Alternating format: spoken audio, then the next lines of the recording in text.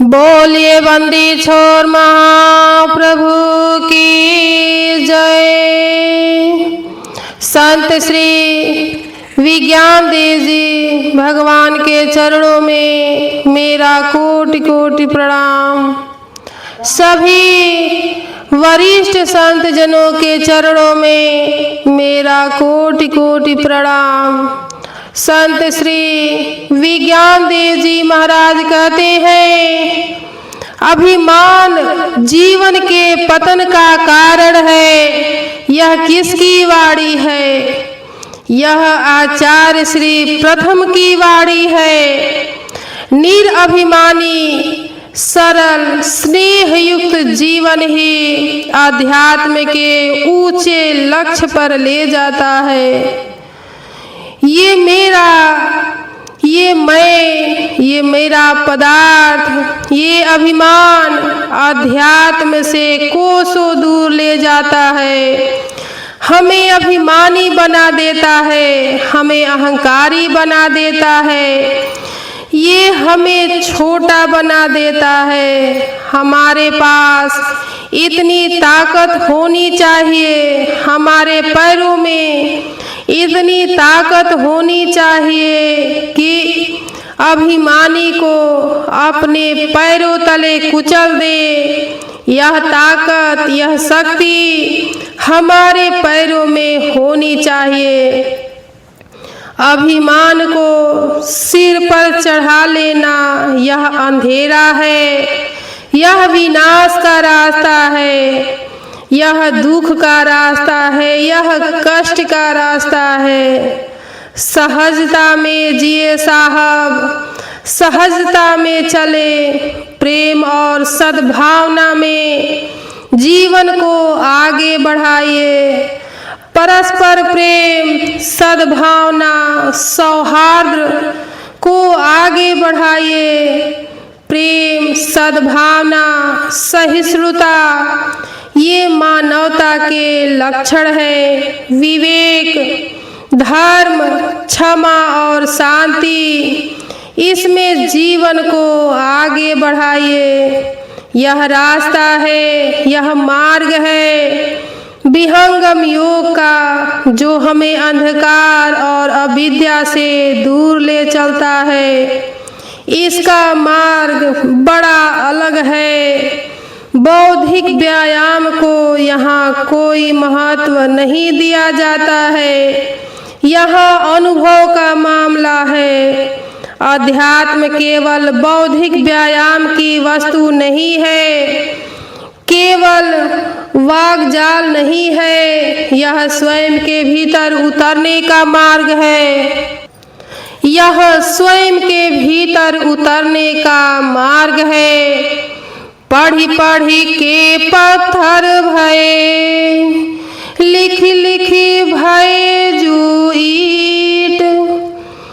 कबीर अंतर प्रेम की लागी एक न छीट। यह लिखने और पढ़ने का मामला नहीं है, और जिससे अभिमान बढ़ जाए ऐसे तत्व से अपने को बचा लेना अत्यंत आवश्यक है। कबीर का घर शिखर पर जहाँ सिलहली गैल, पावन टीके पिपीलिका खलकन लादे बैल। यह वहाँ तो चींटी का भी पग नहीं ठहरता, और ये तो बैलगाड़ी पर पुस्तकें लाद कर वहाँ पहुँचना चाहते हैं। ये पुस्तकीय ज्ञान से, ये बौद्धिक ज्ञान से, ये भौतिक ज्ञान से वहाँ पहुँचना चाहते हैं। श्रेष्ठ ग्रंथों का, आर्ष ग्रंथों का अनुसरण आवश्यक है, लेकिन ये अभिमान और अविद्या को बढ़ाता है कि मैं इतना जानता हूँ। कोई कितना अपनी बुद्धि के बल पर, अध्ययन के बल पर, स्वाध्याय के बल पर जान सकता है, जान भी लेगा, लेकिन अपने भीतर उतरने की प्रक्रिया, वह मार्ग, वह सिस्टम क्या है, इससे अनभिज्ञ रहेगा। ज्ञान का वास्तविक स्वरूप क्या है, ज्ञान किसे कहते हैं, यह विहंगम योग बतलाता है, यह ब्रह्म विद्या बतलाती है। ज्ञान के यथार्थ स्वरूप में हमें यह प्रतिष्ठित करती है, सहजता अत्यंत आवश्यक है, सहज बनना आसान नहीं है। इस प्रकार सहज, सरल, विनम्र और समस्त सद्गुणों से अपने को पूर्ण करके जीवन को आगे बढ़ावें। अहंकार नहीं, बल्कि हमें स्वाभिमान होना चाहिए। स्वाभिमान एक अन्य वस्तु है, अभिमान एक अन्य वस्तु है। जब श्रेष्ठ, अनुकरणीय और जीवन में धारण करने योग्य किसी तत्व पर आघात करने की कोशिश की जाती है, तो स्वाभिमान की रक्षा अत्यंत आवश्यक है। लेकिन निरर्थक अभिमान में डूबे रहना यह श्रेष्ठ स्थिति नहीं है।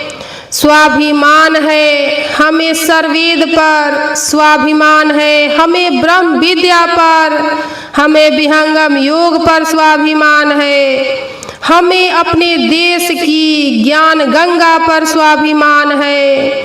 हमें इसकी रक्षा करने का सदैव प्रयत्न, पुरुषार्थ करना चाहिए।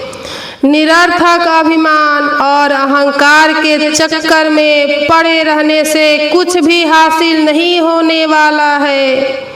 यह ब्रह्म विद्या, यह विहंगम योग हमें वास्तविक स्वरूप से परिचित कराता है, वास्तविक वेदों से परिचित कराता है। दुखों के बीच हम कैसे शांति पूर्वक अपने जीवन को व्यतीत करें, यह ज्ञान या बोध हमें ब्रह्म विद्या के माध्यम से प्राप्त होता है। सुख और दुख का चक्र तो निरंतर तक चलता रहता है। सुख और दुख का चक्र तो निरंतर चलता रहता है, लेकिन सुख में फूल कर रसगुल्ला भी न हो जाए और दुख में छाती भी न पीटने लगे, दुख में अधीर हो जाए, छटपटाने लगे, यह कोई मामला नहीं है साहब।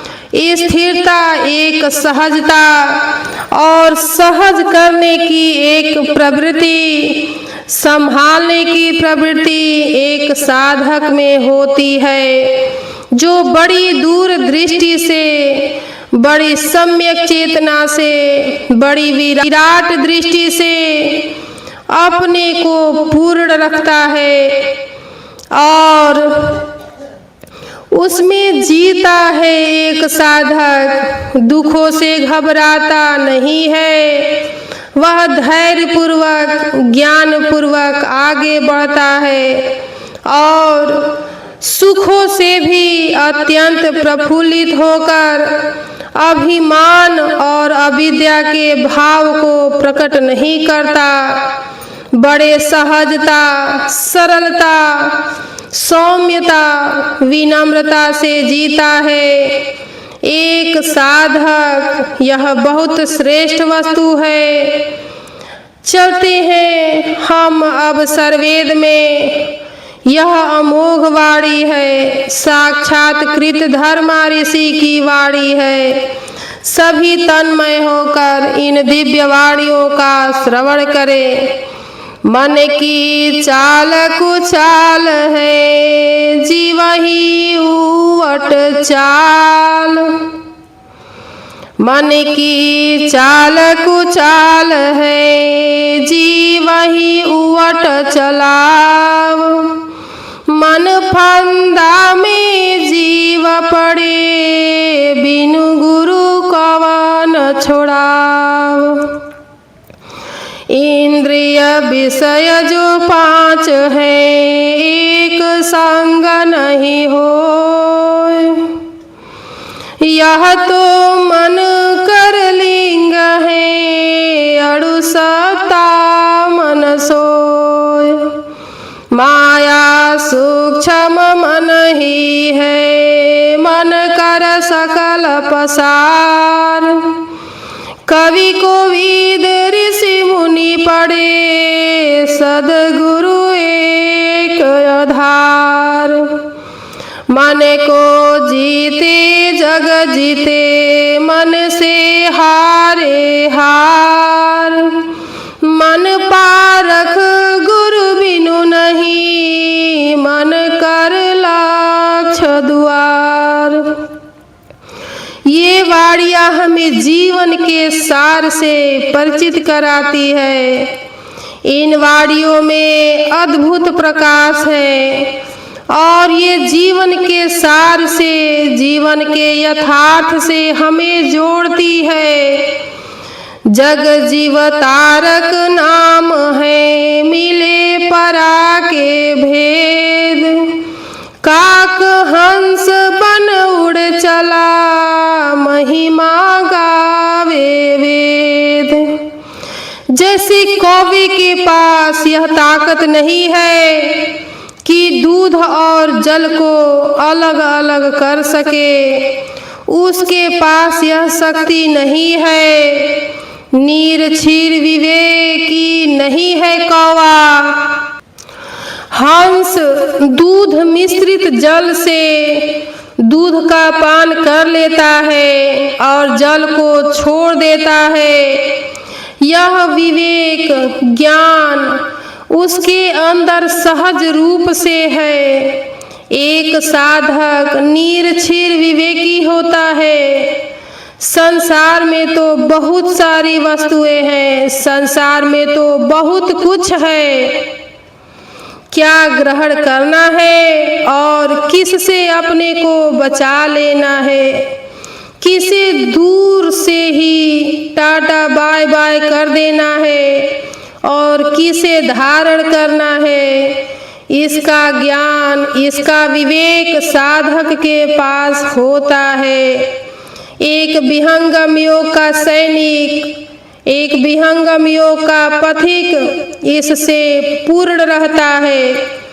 ग्रहण करो गुण जगत से, ऐ गुण देख न कोई। ऐ गुण देखो आप में, त्याग यतन कर सोय। सर्वेद की वाणी कहती है, संसार से गुण ग्रहण करो। जो भी कमियां हैं, जो भी अवगुण है, उसे अपने में देखने का प्रयत्न, पुरुषार्थ एक साधक का होता है। यह सुधार की प्रक्रिया है, यह परिवर्तन की प्रक्रिया है, यह स्वयं से जुड़ने की प्रक्रिया है। जैसे एक पक्षी दो पंखों के सहारे आकाश में स्वच्छंद गमन करता है, वैसे ही एक साधक निरंतर अभ्यास के द्वारा और वैराग्य के द्वारा अध्यात्म के ऊंचे लक्ष्य की तरफ बढ़ जाता है। आध्यात्म में साधना का एक अभ्यास अत्यंत आवश्यक हो जाता है और इसकी निरंतरता में हमें अत्यंत आनंद का अनुभव करा देती है। हमारे साथ अनेक जन्मों के संस्कार हैं, विविध प्रकार के संस्कार हैं। साधना में वृद्धि नहीं होती है, प्रायः ऐसा होता है साधक के साथ, लेकिन अधीर होकर इस पथ पर से अपने को अलग कर लेना ये कल्याण का मार्ग नहीं है, शांति का मार्ग नहीं है। मंगल का मार्ग नहीं है। हमारे साथ अनेक जन्मों के संस्कार हैं, भाव हैं, विचार है। वैज्ञानिक बतलाते हैं कि 17,000 विचार एक मानव प्रतिदिन अपने मन मस्तिष्क के माध्यम से प्रेरित होकर रहता है, जागृत में भी और स्वप्न में भी। तो यह विचारों का कितना प्रभाव है। यह प्रभाव, यह भाव, यह संकल्प, यह चिंतन मानव के साथ लगा हुआ है। हमारे विचार, भाव, संकल्प कैसे श्रेष्ठ हो, कैसे शुभ हो, कैसे मंगलमयी हो, सबके हित के लिए जो उपयोगी हो, ऐसे विचार हमारे पास होने चाहिए। समाज को, संगठन को कैसे आगे बढ़ाना है, इस प्रकार के रचनात्मक कल्याणकारी विचार हमारे आपके पास होने चाहिए। समाज को इस प्रकार का चिंतन लाभकारी होना चाहिए। विचारों का प्रवाह सकारात्मक हो, रचनात्मक हो, कल्याणकारी हो, हमें यह अत्यंत आवश्यक प्रतीत होता है। आज मानव अविद्या से, अंधकार से, नकारात्मक विचारों से ग्रसित है, परेशान है। ये विज्ञान, ये भाव, ये विचार कैसे नष्ट होंगे। जो बाहर का अंधेरा है वह सूर्य के प्रकाश से नष्ट हो जाता है, लेकिन जो मनुष्य के मन में अंधेरा है, जो आंतरिक दुष्प्रवृत्तियां हैं, जो अंधेरा उसके भीतर में है, जो उसके हृदय में है, उसको कौन दूर कर सकता है। वह तो सद्गुरु के प्रताप से नष्ट हो जाता है। वह अंधेरा के महानतम ब्रह्म विद्या की ज्ञान धारा से नष्ट हो जाता है। आचार्य श्री प्रथम का संपूर्ण जीवन पूरी मानवता को एक दिव्य संदेश दे रहा है। संपूर्ण विश्व को एक दिव्य संदेश दे रहा है।